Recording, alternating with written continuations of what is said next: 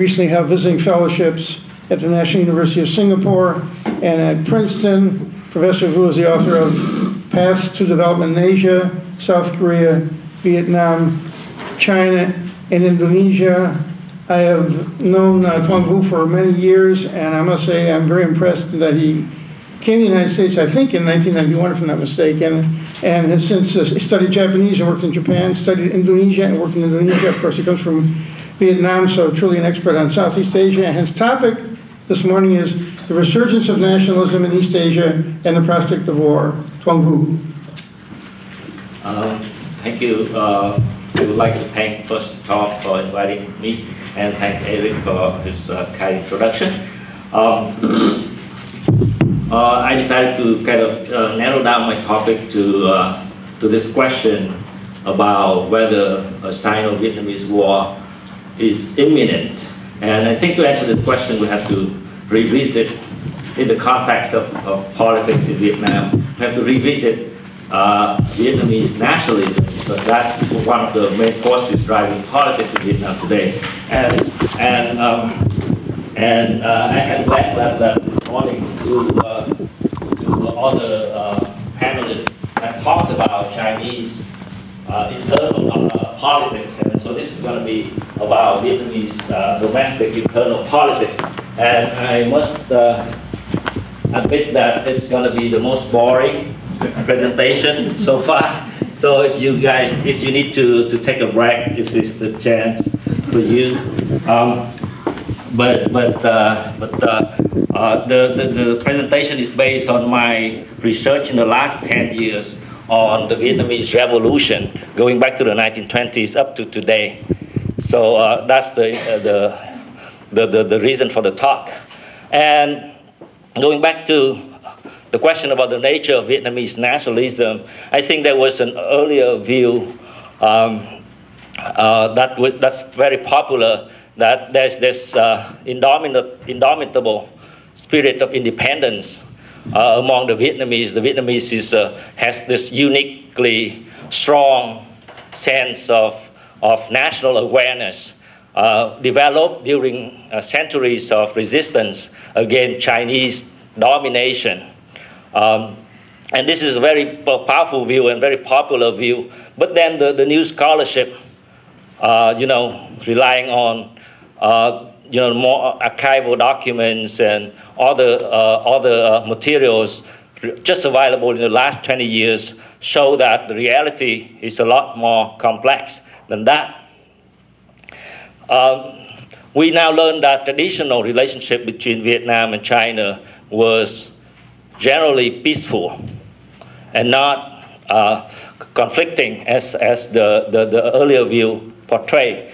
And we know that enemies, elites, were very proud of being part of the Chinese civilization, were very proud of belonging to that scenic world that they consider, China at the time was the most advanced country in the world, in terms of culture, in terms of technology, in terms of economy, up to the 18th century.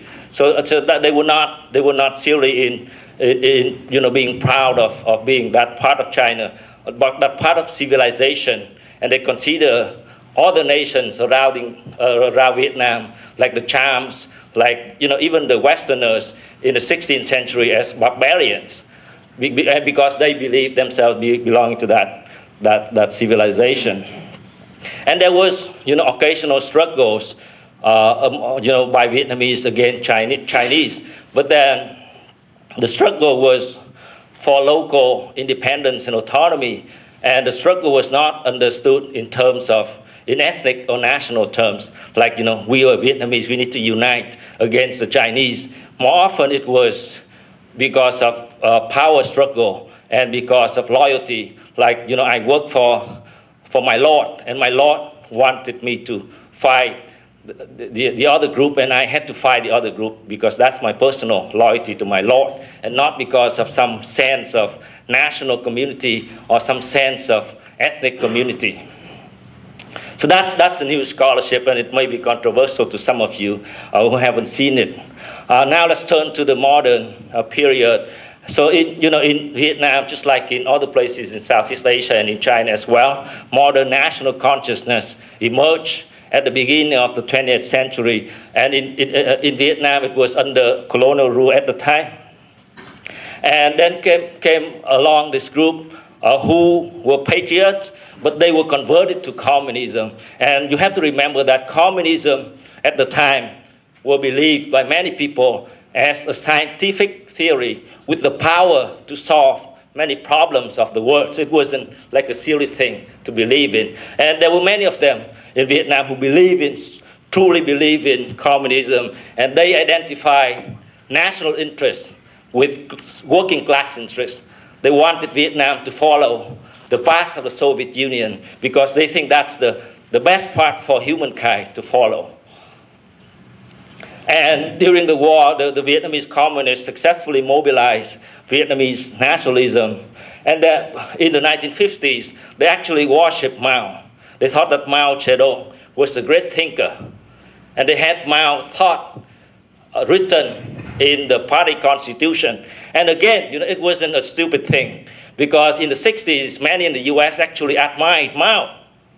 Right? So it wasn't like they were silly.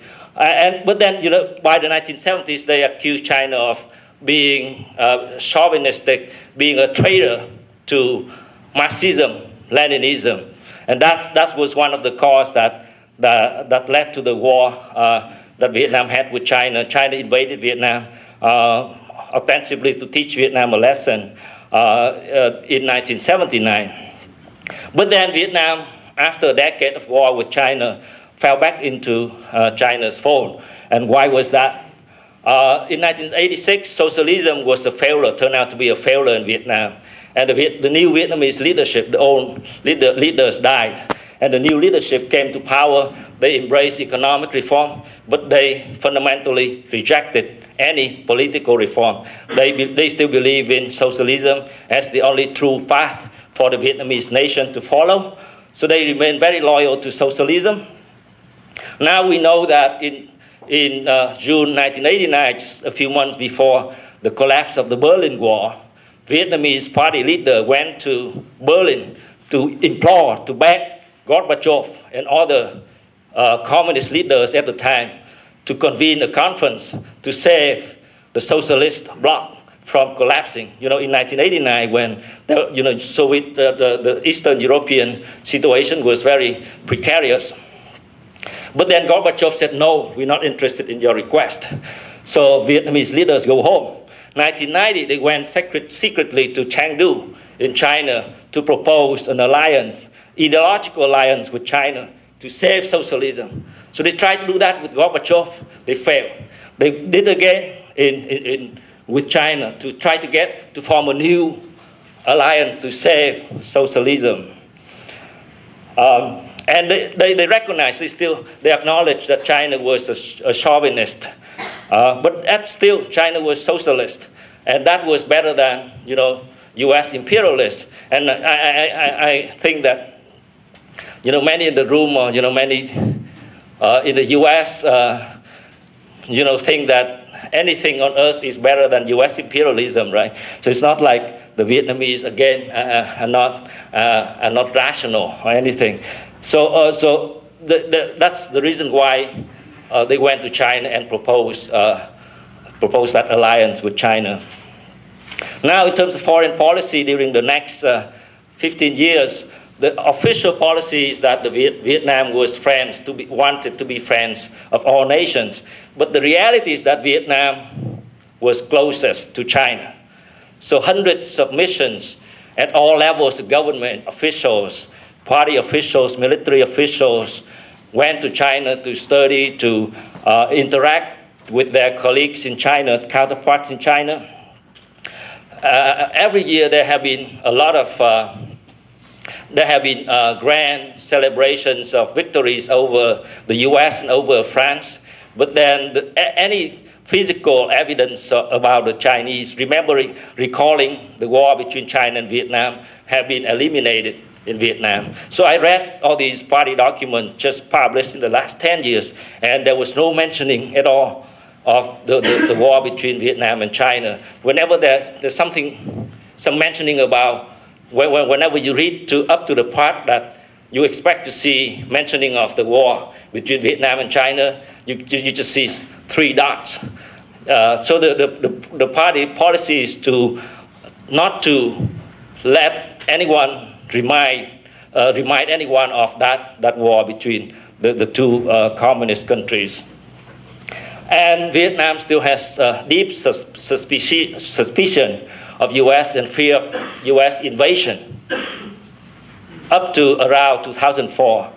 And this is a quote I took from the Journal of Popular Defense, tạp chí Quốc phòng Toàn dân, 2002, but I have a more recent quote, 2004. But this one, the Vietnamese leaders were very concerned about, U.S. invasion of Panama, right back in 1989, if you still remember, U.S. invasion of Iraq, U.S. invasion of Afghanistan. And the Vietnamese military actually were thinking about how to deal with a similar situation when U.S. military tried the same thing in Vietnam, trying to launch an uprising in Vietnam to overthrow the Vietnamese regime.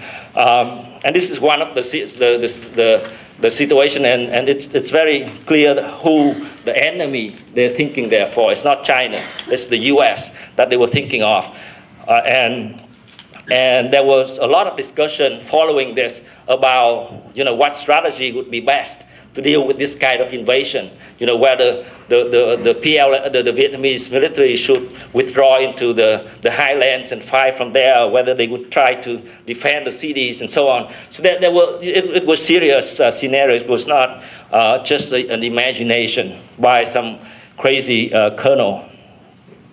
And in 2007, according to the WikiLeaks documents, the Vietnamese government actually organized a protest in front of the U.S. embassy against U.S. invasion of Iraq, which may surprise you because Vietnam would have nothing to do with Iraq. Vietnam would have no rational economic reason, interest in protesting U.S. invasion of Iraq. So the official narrative about the nation in Vietnam is that the Vietnamese nation possesses unique and exceptional qualities. It's a beautiful country. It's a very rich country in resources. The people are uniquely, exceptionally heroic, and so on. But the nation has no choice but socialism, no future without the party. The party has picked the road to socialism as the right path to happiness, to paradise, and the people must follow that. And the country, the nation would have no future without the party leadership. And China is a long-time comrade, by implication of picking the road to socialism as the best way to the future. China is a long-time comrade because it's a socialist regime, right? Whereas the U.S. still plotting against Vietnam.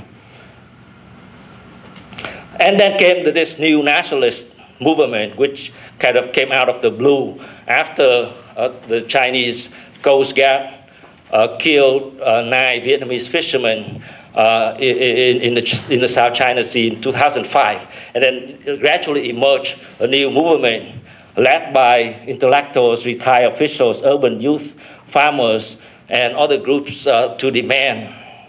And first, they only demand that the government take strong actions against China to claim Vietnamese sovereignty over the islands in the South China Sea, to retake the paracels which had been taken by China in 1974. But then gradually, because of government suppression of the protests, the protesters turned around to demand the right to peaceful protest, the freedom of speech, and they also denounced government corruption and land grabbing.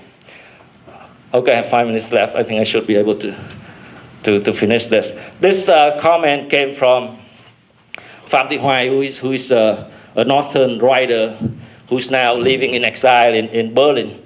And she's just trying to debunk the myth of the Vietnamese nation as a unique nation. She said there's nothing unique about Vietnam except that it has been being a very poor country for centuries. So there's nothing to be proud of that. So she's trying to fight the official narrative about the nation. And this is a comment from Kurt, the ex-colonel, former colonel of the People's Army of Vietnam, Phạm Đình Trọng, who's also a writer, who joined the military to fight in South Vietnam back in the 60s as a young man. He's just rewriting the history of the nation that tried to rescue the nation from the grip of the party, because the official narrative is that, you know, the nation cannot survive without the party. The nation must follow the party. And he's saying the party has its own interest that's different from the nation, contradictory to the nation. The nation should not follow the party. So he's trying to separate the party and the nation. And he's, you know, as a young man, followed the party for 40 years, and he was just recently expelled from the party for joining this nationalist movement. This was the picture of the first ever anti-China protest in 2007 in Hanoi. This is another one in Ho Chi Minh City. And the man there is the blogger Liu Kai, who founded the Independent Club of Journalists, who's still in jail now for his action. And these were the protests during the summer of 2011. And you could see that two very famous intellectuals, Vietnamese intellectuals on the front line. This is Nguyen Ngọc, a writer, and this is Nguyễn Huệ Chi, the founder of the Bauxite website, a professor of literature.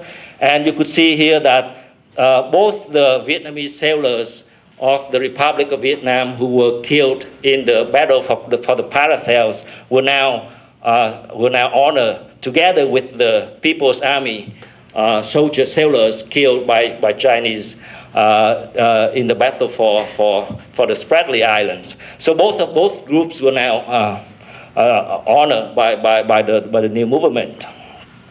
So Hanoi is now in a dilemma because the top leaders have held different views about what to do with the situation, and they have been very slow to reassess the situation. And we can think of, you know, like generally two cross-cutting broad factions. One faction, just like, you know, in U.S. politics or Chinese politics, Bill Hayton talked about the hawks and the doves. In Vietnam, we have the same phenomenon with the doves, the loyalists, the pro-China faction in the party.